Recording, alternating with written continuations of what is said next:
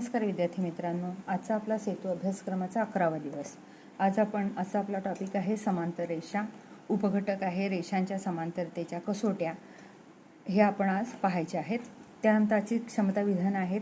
समांतर रेषांच्या कसोट्यांचे उपयोजन करता येणे, म्हणजे काल आपण ज्या टेस्ट पाहिल्या, टेस्ट ऑफ पॅरलल लाईन्स, त्याचं आपल्याला ॲप्लिकेशन करता आलं पाहिजे. ते आज आपण पाहणार आहोत. त्याचं ॲप्लिकेशन आपण आज शिकणार आहोत. ही क्षमता आज आपल्याला शिकायची आहेत. त्यानंतर आठवायचं आहे, याच्यामध्ये आपल्याला करस्पॉन्डिंग अँगल्स, इंटिरियर अँगल्स आणि अल्टरनेट अँगल्स या आकृतीमधून शोधायचे आहेत. त्यानंतर इम्पॉर्टंट पॉईंट्स आहेत आजचे.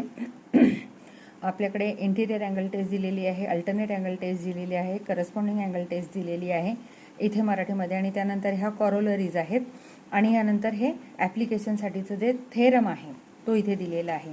हे सगळं मागील वर्षीचं आहे. त्याचं फक्त आपण यावर्षी रिव्हिजन करायची आहे. स्वाध्याय दिलेला आहे 2. इथे फिल इन द ब्लँक्स आहेत. चूज करेक्ट अल्टरनेटिव्ह, योग्य पर्याय निवडा. त्यानंतर इथे आपल्याला 2 ॲक्टिव्हिटीज दिलेल्या आहेत.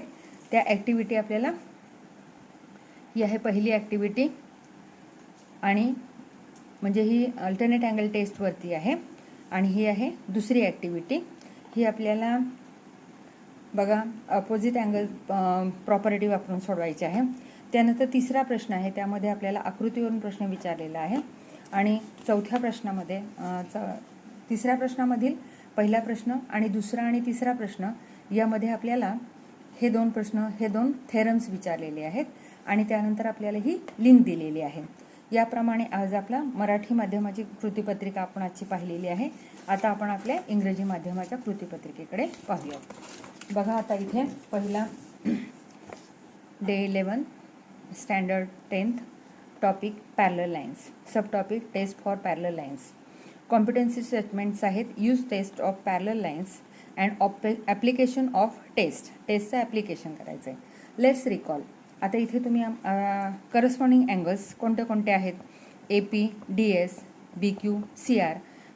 ते करस्पॉन्डिंग अँगल्सचे पेअर सांगायचे. Interior angle DP, CQ, alternate angles DQ, CP, AR, BS. अशा प्रकारे इंटिरियर अल्टरनेट अँगल्स आणि एक्सटिरियर अल्टरनेट अँगल्स हे या जोड्या सांगायच्या आहेत.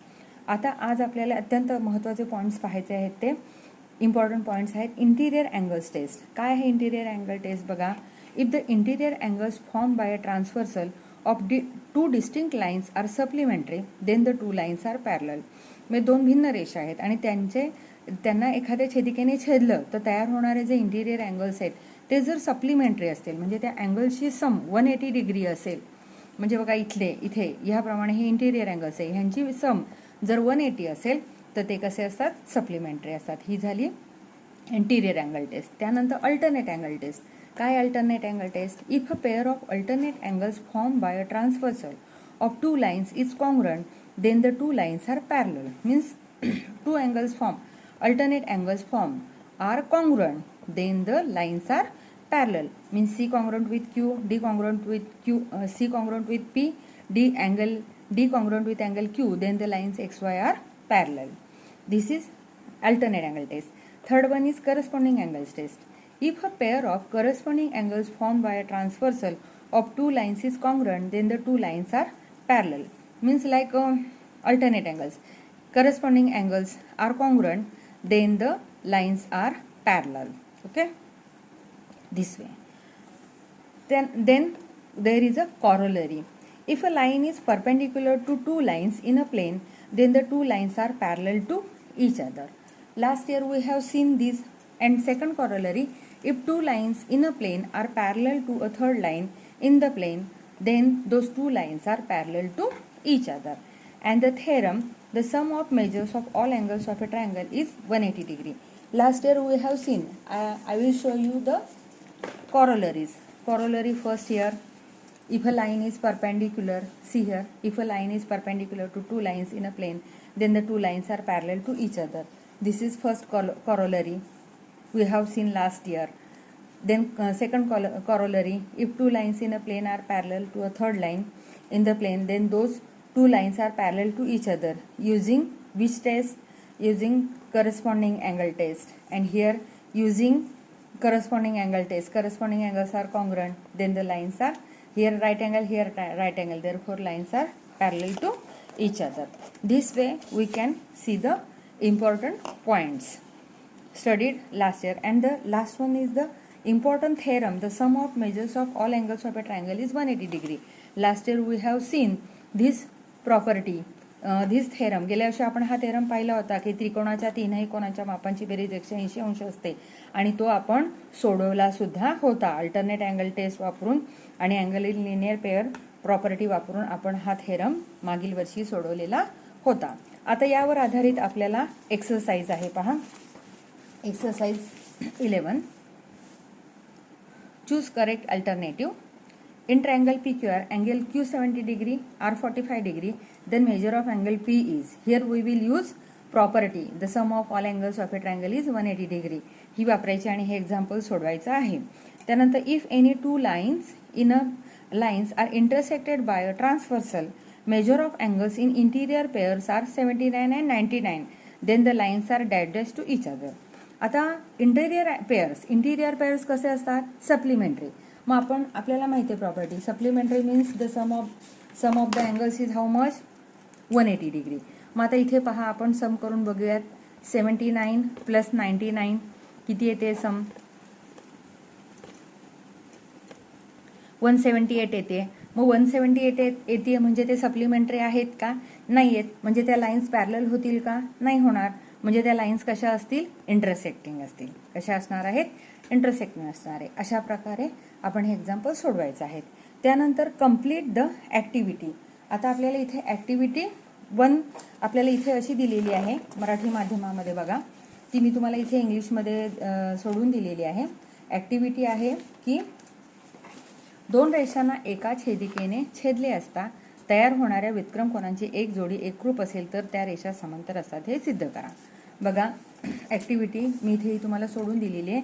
If a pair of alternate angles form by a transversal of 2 lines is congruent then the 2 lines are parallel. मग given काय आहे? Line N is transversal of line L and line M. Angle A and angle B is congruent pair of alternate angles that is angle A is equal to angle B. तर इथे आपल्याला ॲक्टिव्हिटीमध्ये ही गाळलेली जागा विचारलेली आहे. तिचं मी उत्तर इथे लिहिलेलं आहे. To prove line L parallel line M. त्यानंतर आपल्याला इथे आपण हे अँगल्स काढलेले आहेत. कशा प्रकारे बघा. Angle A plus angle C equal to 180 degree. Angles in linear पेअरमध्ये आहे ते. त्यानंतर angle A is equal to angle B given आहे. कारण काय आहे ते अल्टरनेट अँगल्स आहेत. त्यामुळे angle B plus angle C is equal to 180 degree. 1 and 2 याच्यावरून हे झालेलं आहे.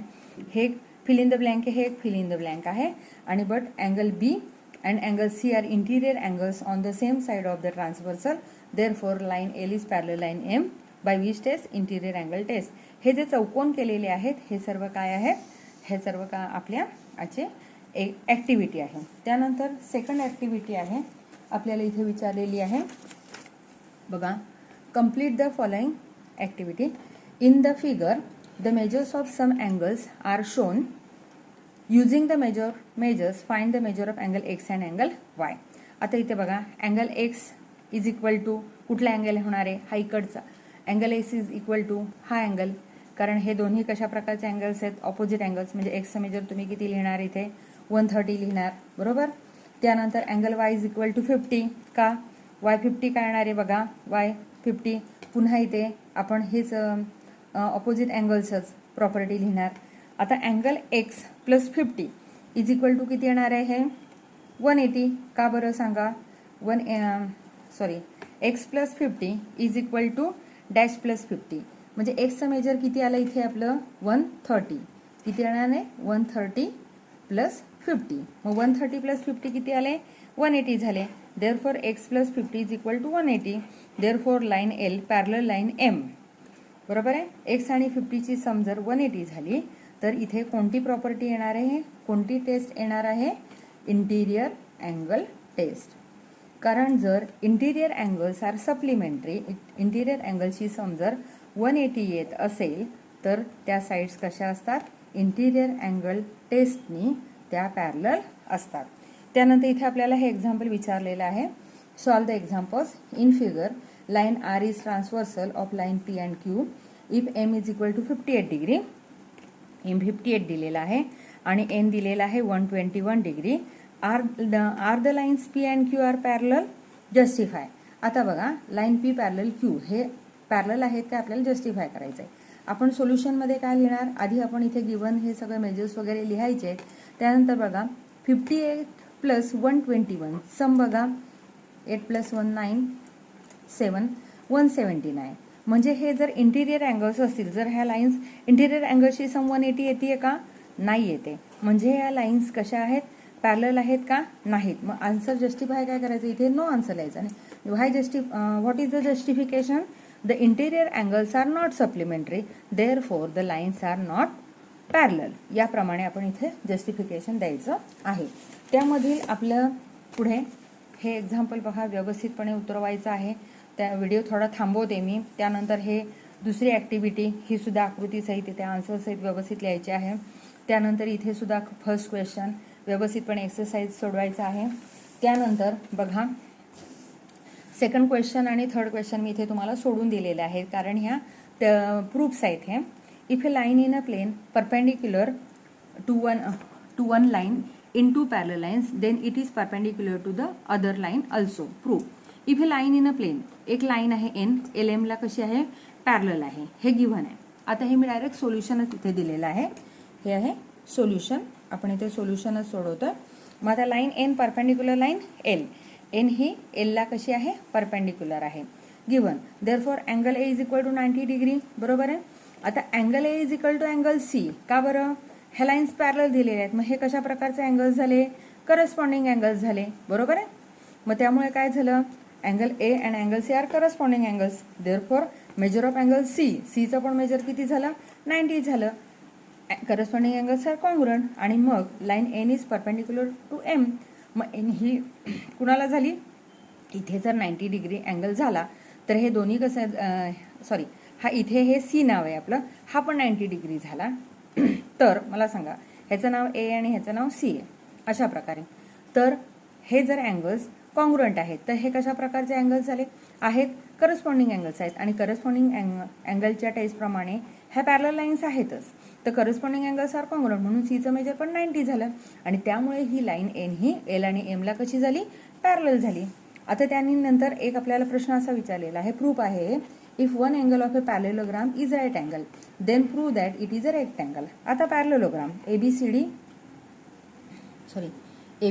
Is a parallelogram. आता याप्रमाणे आपण आकृती काढलेली आहे, आकृतीला नावं दिलेली आहेत ABCD याप्रमाणे. आता ABCD, इथे ABCD is parallelogram, given side AB parallel side CD याप्रमाणे. Property of parallelogram, opposite sides are parallel. त्यामुळे अँगल ABC हा 90 डिग्री झाला. 90 डिग्री आपल्याला दिलेला आहे, एक अँगल जर 90 डिग्री असेल तर. Therefore angle B + C, B आणि C हे इंटिरियर अँगल्स आहेत फ्रॉम वन. कशा प्रकारे, कारण पॅरलल लाईन्सचे इंटिरियर अँगल्स आहेत. आता डी पण किती झाला, मग 90 झाला. का बरं, तर बघा डी पण 90 होणार आहे, कारण तो ऑपोजिट अँगल झाला. Opposite angles CA congruent, BD congruent, opposite angles of parallelogram. Therefore आता जर हे ऑपोजिट अँगल्स म्हणजे हे सगळे कसे झाले, 90 झाले. आणि जर सगळे अँगल्स 90 आहेत आणि पॅरलेलोग्रामच्या ऑपोजिट साइड्स कॉन्ग्रुएंट आहेत, म्हणजे ही प्रॉपर्टी कशाबरोबर जुळते, रेक्टँगल बरोबर जुळते. म्हणजे ABCD हा काय झाला, रेक्टँगल झाला. अशा प्रकारे आपण हा एक्सरसाइज सोडवायचा आहे. धन्यवाद.